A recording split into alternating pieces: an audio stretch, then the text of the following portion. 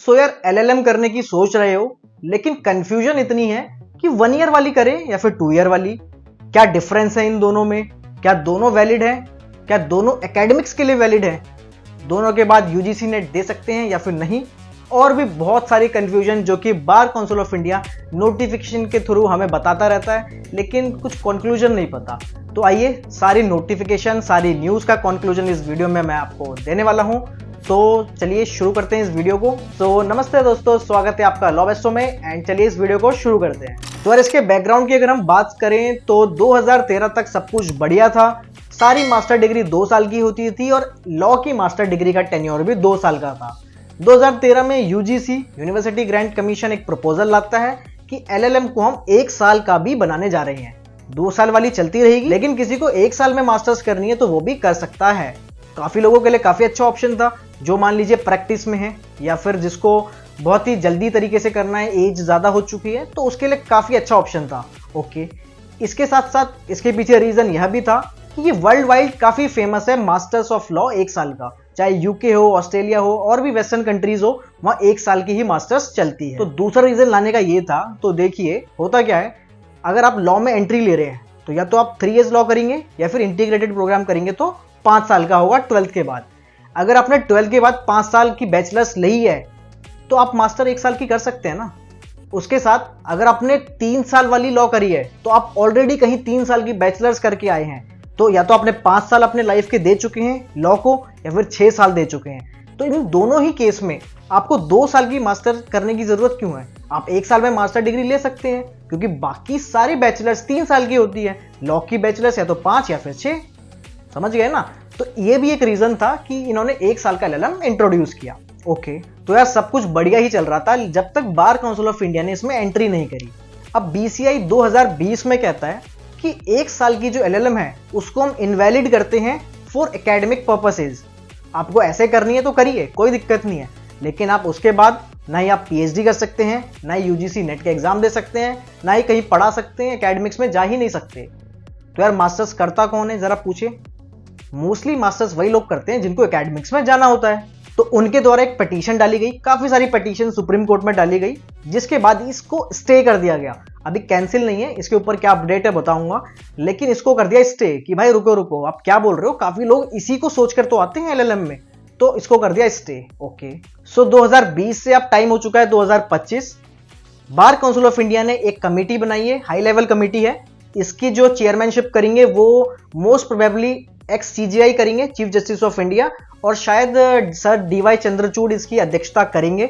इस कमेटी का काम होगा कि 1 साल के LLM, 2 साल के LLM दोनों को देखा जाए और इनको इक्विवेलेंट लाया जाए, या फिर ये बताया जाए कि क्या 1 साल के LLM इसको हम एकेडमिक पर्पस के लिए वैलिड कर सकते हैं या फिर नहीं। तो अभी थोड़ा सा रिस्की पैटर्न है, अभी बनाया गया है। ऑल्दो देखते हैं कमेटी कब काम करना शुरू करती है, कब इससे कुछ अपडेट आता है, लेकिन अभी के लिए अपडेट ये है कि कमेटी एक फॉर्म हो गई है जो डिसाइड करेगी कि भाई 1 साल का LLM वैलिड है फॉर एकेडमिक पर्पसेस या फिर नहीं। तो आपको क्या करना चाहिए वो समझ। तो आपको 1 साल की मास्टर्स करनी चाहिए या फिर 2 साल की, उसको समझने से पहले आप ये समझिए कि UGC नेट का एलिजिबिलिटी क्राइटेरिया क्या है, जिससे आप PhD में एडमिशन लेते हैं, असिस्टेंट प्रोफेसर बनते हैं, PhD करते हैं, तो उसका क्राइटेरिया सुनिए। तो UGC का सिंपल सा अपना क्राइटेरिया ये है। अगर आप देखिए, आप अनरिजर्व कैटेगरी से आते हैं तो आपके 55% मार्क्स होने चाहिए मास्टर्स में। रिजर्व कैटेगरी है तो 50% चलेगा। इसके साथ साथ कोई भी एडिशनल आपकी कंडीशन नहीं लगाई गई है कि मास्टर्स कितने साल वाला आपने किया होना चाहिए। मास्टर्स किया है ना, that's it, this is the only criteria. आपने 1 साल का LLM किया है तो भी आप आइए, 2 साल का किया है तो भी आइए, हम सेम डिग्री सेम आपको क्वालिफिकेशन देने वाले हैं। ठीक है, तो UGC की साइड से कोई भी दिक्कत नहीं है।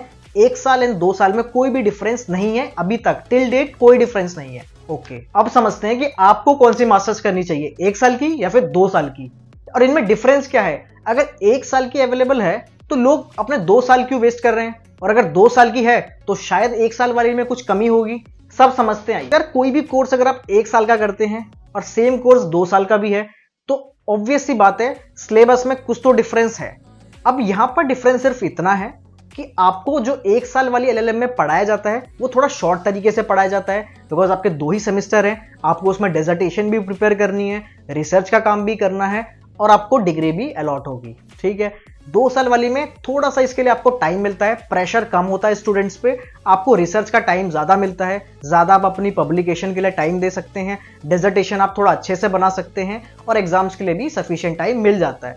4 सेमेस्टर होते हैं उसमें, तो आपको चूज करना है कि आपको कौन सी करनी चाहिए। अब मैं इसमें आपकी थोड़ी हेल्प करता हूं। तो देखिए, सिंपल सी बात सिर्फ इतनी है, अगर आपके पास सफिशिएंट एज है, मान लीजिए अगर आप 25 से कम के हैं, आपने मास्टर्स कर ली है, आप एकेडमिक्स में ही जाना चाहते हैं, तो मैं कहूंगा आप 2 साल वाली एलएलएम के लिए सबसे पहले अपना ऑप्शन आप वही रखिए। ठीक है, अगर आपकी ये ज्यादा हो चुकी है, आपके पास कम टाइम है और आपको एकेडमिक्स में जाना नहीं है, या फिर जाना भी है तो आपकी एज ज्यादा हो चुकी है, तो आप 1 साल वाली भी कर सकते हैं। अभी उसमें कोई भी डिफरेंस नहीं है।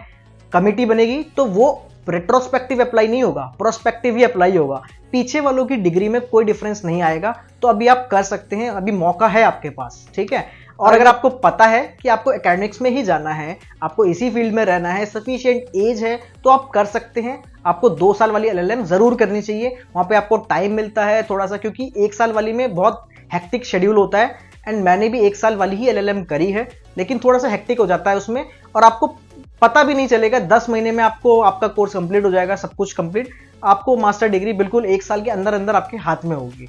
लेकिन 2 साल वाली में आपको फील होगा, आपको जाना पड़ेगा, ज्यादा जाओगे तो आप कुछ और काम नहीं कर सकते। अगर आप प्रैक्टिस कर रहे हो तो उसमें भी थोड़ा आपको देखना पड़ेगा अपना, सारी चीजें जॉब वगैरह आप नहीं कर सकते हो, तो उस हिसाब से आप देखिए। लेकिन सजेशन मेरा यही रहेगा, कमिटी का कुछ भी फैसला आने से पहले अगर आप 1 साल के एलएलएम में एनरोल हो जाते हैं तो आप इसको करके फटाफट से खत्म कीजिए। आप कर सकते हैं, क्योंकि फैसला जो भी आएगा वो प्रोस्पेक्टिव होगा और रेट्रोस्पेक्टिव पीछे से अप्लाई नहीं होगा। इसी के साथ साथ सुप्रीम कोर्ट भी कई बार ये कह चुका है बार काउंसिल ऑफ इंडिया को कि यार आप अपना मास्टर का देखिए, आप ये कंफ्यूजन क्यों क्रिएट कर रखी है, क्योंकि वर्ल्ड वाइड भी देखिए तो 1 साल वाली एलएलएम बिल्कुल वैलिड होती है। तो सुप्रीम कोर्ट इसे एग्री कर चुका है कि 1 ईयर एलएलएम बिल्कुल वैलिड है और आप इसे कर सकते हैं, और इसके बाद आप हर चीज के लिए एलिजिबल हैं, क्योंकि आपने यार अपने प्रेशर लेके आपने जल्दी से काम किया है ना, आपको टाइम कम मिला, आपने तब भी काम कर दिया, तो आपको क्यों हम बाद में डिस्क्वालीफाई कर रहे हैं कि आप टीचर नहीं बन सकते, आप रिसर्च नहीं कर सकते।